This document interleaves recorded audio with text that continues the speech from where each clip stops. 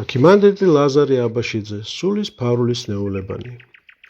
სასარგებლოა თუ არა დამწყებმა ქრისტიანმა მოყვას ასავლოს სარწმუნოების საქმენი. სულიერებას მოკლებული იმავე მოშურნეობის ცუდმადიდური აღზნების თავდაჯერებულობის ნიადაგზე ხშირად აღმოცენდება მასწავლებლობის ვნება. ჩვენს დროში ჩვეულებრივი გახდა ყველა მასწავლოს და ჭკუა დაარიგოს მოყვას. თუმცა ძალზე ხშირად მასწავლებლები ხდებიან ისინი, ვისაც რამდენიმე ნაბიჯიც არ გადაუდგამთ ქრისტიანულ ცხოვრებაში და მხოლოდ ოდნავ შეღებული კარიდან თუ შეხედავენ მას.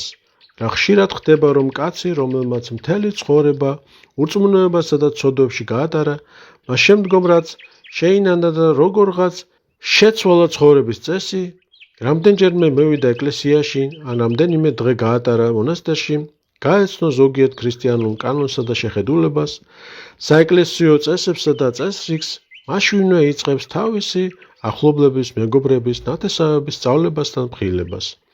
საყვედურობს, რომ არიან ურწმუნონი, არაეკლესიურნი, სატანის სახურებაშიც კი ადანაშაულებს მათ და ასე შემდეგ.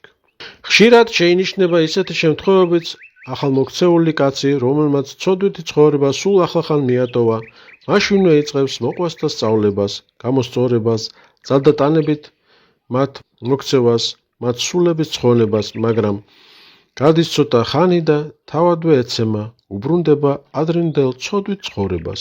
ისინი კი, ვისაც ამხელდა დაინახავენ მას ასე გასაცოდავებულს, ჩათვლიან, რომ ქრისტიანობა უსარგებლოა და უძლური და კიდევ მეტად უკვე უქცევიან პირს ეკლესიისგან, ღვთისაგან. მრავალი ჩვენთაგანი, როგორც კი სასულიერო წიგნებში წაიკითხავს რაიმე შეგონებიც, ან აღმოაჩენს საინტერესო აზრსა და მსჯელობას, მაშინვე მოყვას მიაშურებს, იწყებს მისთვის ჭკუის სწავლებას, შეგონებას, საჩქაროდ აძლევს რჩევას ამათა ამა თუ იმ სწავლების გამოსაყენებლად. თუმცა თავად ჯერ არც უსარგებლია ამ სწავლებით და არც აპირებს.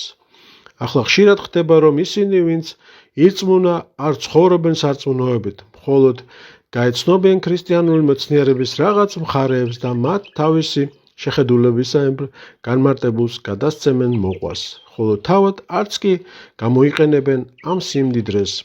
როგორ გავრცელებულია დღეს ასეთი მოვლენა, კაცის მთელი რელიგიური ცხოვრება იწყება და მთავრდება მხოლოდ მის თავში და გულამდე ვერ აღწევს. სმენითა თუ გონებით შემოსული რელიგიური ცოდნა თავში უტრიალებს კაცს, იგი მას განიხილავს, ახლებურად გაიაზრებს, ხშირად თავისებურად გადააკეთებს, რაც ენით მაშინვე გარეთ გამოაქვს და ირგვლივ მყოფთ აწვდის, როგორც საკუთარი ცხოვრებით შემოწმებულ ნამდვილ სულიერ გამოცდილებას. მაგრამ ცოდნა, რომელიც არ არის ქმედითი ცხოვრებით, ბრძოლით გამოცდილი და გამოწვეული, ფუჭია. კაცი, რომელიც ასწავლის არა სულიერი გამოცდილებით, არამედ წიგნიერი ცოდნით, ისააკ ასურის სიტყვების თანახმად, ემსგავსება მხატვარს, რომელიც მწყურვალს დაპირებულს წყალს საღებავებით უხატავს კედელზე. უბედურება კიდევ ის არის, რომ ვინც ნაადრევად შეუდგება მასწავლებლობას, თავად რჩება უნაყოფოდ. ამით გატაცება კაცს ძლიერ უშლის ხელს. იმუშაოს საკუთარ თავზე, დაინახოს პირადი უძლურებანი და ეძიოს მათი განსაკუთრებული საშუალება. და ისევ ასეთ არასწორ მასწავლებლობას საფუძველად უდევს ცუდმადიდობა, თავდაჯერებულობა, თავის დაფასება, გონების ამპარტავნება. ამის მიზეზი შესაძლოა იყოს უქმობისკენ მიდრეკილება, საკუთარ თავთან მძიმე ბრძოლისგან გაქცევა და ამ შრომით შეცვლა იოლის საქმით, სხვათა შეგონებით. მთელი ქვეყანა მუდამ იყო და არის ავად ამ ვნებით. მეტნაკლებად სახელგანთქმული მოაზროვნენი განუწყვეტლივ ლამობდნენ ყველასათვის ესწავლებინათ საკუთარი ნააზრევი და თანაზრახველი შეეძინათ. ფილოსოფოსები, რელიგიური მოაზროვნეები, ერესიარქები მთელი მონდომებით ცდილობდნენ თავიანთი ერესის გავრცელებას, ნებისმიერ რელიგიურ სექტას სურს შეძლებისამებრ ყველა გააბას თავის მახეში. მაშა სადამე შეიძლება არსებობდეს უამრავი მადლმოკლებული წამოწყება და სწრაფვა ქადაგების დასაწყება და საკუთარ სარწმუნოებაში სხვათა ჩასათრევად. ამიტომაც არ უნდა ვენდოთ ამ ჩვენს შინაგან ბრჭყალებში მოშურნეობით სწრაფვას. ჭეშმარიტების გზაზე მივაქციოთ ყველა, როგორც ამას ღვთის მადლით აღასრულებდნენ ეკლესიის მნათობნი, წმინდა მოციქულები და წმინდა მამები. ადვილად შესაძლებელია ჩვენში ჩამალული ეს ბოროტი ვნებები ჩაგვაგონებენ, რომ ჩვენი სულის ხსნაზე ზრუნვა სხვათა ხსნის მცდელობაზე გადავიტანოთ. ასე მათ ეხსნებათ გზა თავისუფლად იარსებონ ჩვენს გულში. ჩვენ კი სხვათა ცხოვრებაზე ზრუნვისას შეიძლება წარწყდეთ კიდეც. იაკობ მოციქული გვეუბნება: ნუ მრავალნი მოძღვრით ძმანო ჩემნო, უწყოდეთ რამოდი უდიდესი სასჯელი მივიღოთ. იაკობის მესამე თავის პირველი მუხლი. აი რას ამბობენ ამის შესახებ წმინდა მამები. ერთმა ბერმა თქვა: ნუ დაიწყებ სხვათა ნაადრევად სწავლებას, თორემ მთელი ცხოვრება გონებრივად უმწიფარი დარჩები. ამბა ბიმენი დიდი, სიმდაბლეს იმდენადვე ეწინააღმდეგება მოყვასისათვის სწავლება, რამდენადაც მისი მხილება. ამბა ისაიამ თქვა: სახიფათოა ნაადრევად დავიწყოთ მოყვასის სწავლება, რათა თავად არ ჩავწვიდეთ იმაში, რის შესახებაც სწავლებით ვაფრთხილებთ მოყვას. შემწოდებელი ვერ ასწავლის სხვას, თუ როგორ არ უნდა ჩავარდეს ცოდვაში. მისივე სიტყვები: სხვათა სნეულებისკენ სწრაფვა, რა კი მიიჩნევ, რომ ამის უნარი შეგწევს, სულისთვის დაცემის მიზეზი ხდება. ის, ვინც თავდაჯერებულობით ხელმძღვანელობს და სურს, რომ მოყვასი უვნებელობამდე აიყვანოს, თავის სულს სავალალო მდგომარეობას უქმნის. იცოდე და შეიგნე, როცა მოყვას ასწავლი, აკეთოს ასე თუ ის, შენ მოქმედებ იარაღით, რითაც ანგრევს საკუთარ სახლს, სწორედ მაშინ, როცა მოყვასის სახლის მოწყობას ცდილობ. ისაკ ასური: კარგია უფლისათვის ღვთისმეტყველება, მაგრამ ყველაფერს ჯობს კაცმა თავი განიწმინდოს ღვთისათვის.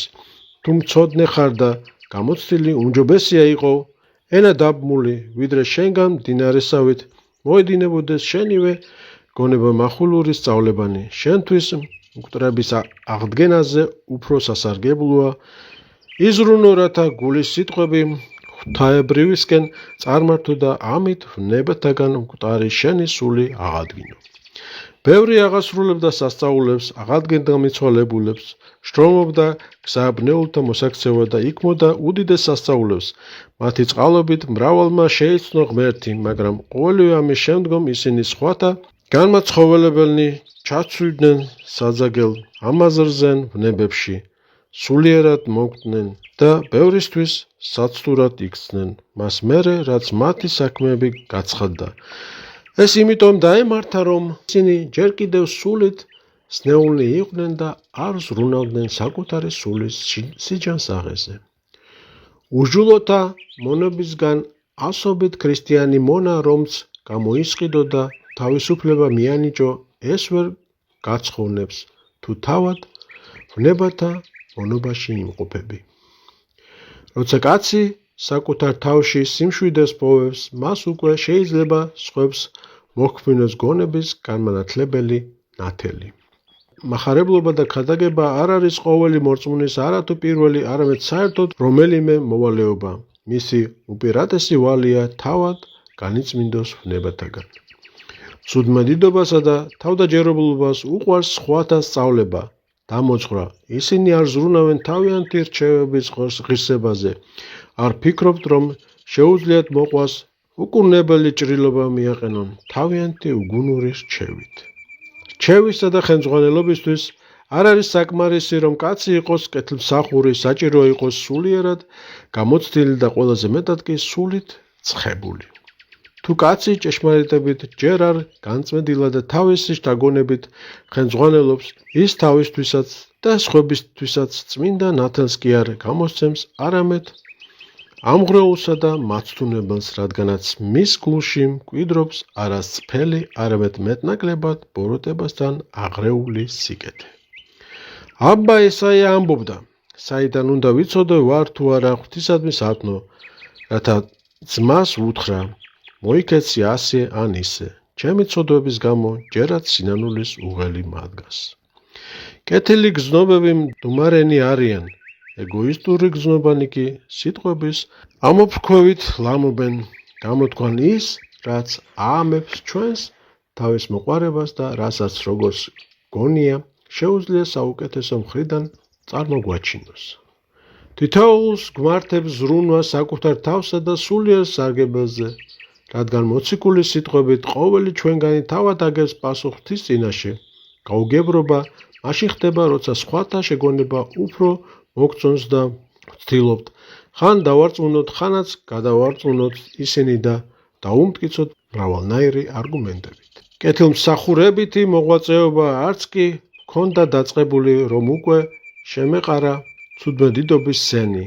ბევრი მოვასწარი კარიბჭეში შებიჯება და უკვე მოცნებობ საკურთხეველში შესვლას. ჯერ არ შევდგომი ვარ ღვთისათნო ცხოვრებას და უკვე ჩემს მოყვას ვამხელ.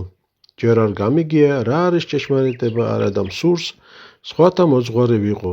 სულო ჩემო, ყველაფერი გიბოძა უფალმა, აზროვნება, გონება, ცოდნა, მსჯელობის უნარი, მას შეიცან შენთვის სასარგებლო, როგორ ოცნებობ, სხვანი აზიარო ნათელს, როცა თავად ხარ ჩაძირული წყვლიანში. ჯერ საკუთარ თავს უმკურნალე და თუ ეს არ ძალგვირს, დაიტირე შენი სიბრმავე.